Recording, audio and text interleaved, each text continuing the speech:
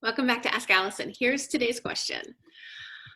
Someday I want to travel the world, but I feel like having a therapy practice means I have to be available all the time. Is there an ethical way to maintain my practice and once this is all over, be able to travel like I want to? And I believe what they're saying, once this is all over, meaning COVID.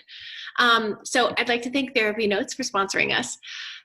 Absolutely. Absolutely. So I'm going to recommend telehealth training if you haven't gotten it already. I know a lot of us have kind of been winging it over the last few months, but if you want to travel while you're working, then I would recommend getting a really thorough training first. I recommend person-centered text training. I'm going to put that in the caption so that you can click that. So yes, if you want to travel and work at the same time, it's totally doable. Just get trained and be clear on like, if there are places where you can't do that, maybe travel to places where you can. If you want a true sabbatical, then you can absolutely pause your practice for weeks or months or even years and then return. Private practice is probably also the only therapy job I can think of that allows you to save the money and still be able to eat in the meantime also. I mean, it's the highest paying therapy job I know of. So you're kind of set up well for that with private practice. It's also going to be necessary for you to look into what your state or city says that you're responsible for while you're gone in terms of like business licenses. Also consider taxes, even though you're not getting paid, like what are you going to need to do to stay on top of sending in tax forms that basically say you made no money during your sabbatical.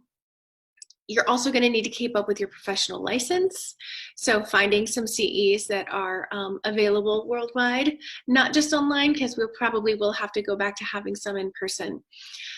Also, this is like a laundry list, I'm sorry, check in with your liability insurers to see if you can just pay for tail coverage while you're away instead of having to pay the full fee the whole time, depending on how long you're gone. But otherwise, you treat your travel time as if you were on maternity leave or you were moving in terms of making sure that your clients have excellent referrals. They know how to get in touch with people that you trust. So I also just want to say, and y'all know I get on this soapbox, that like being a therapist does not mean that you have to give up parts of yourself.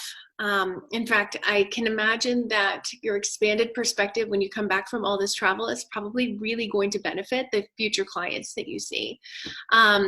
So I want you guys to have what you want. You got to know what you want. This person clearly knows what they want, which is great. But I want you guys to have what you want, and that's absolutely possible with a therapy practice that you're the boss of. So I hope that it's safe to go soon and that your adventure is everything that you hope it could be. If any of you guys have questions for me, please send me a DM over on Ask Allison.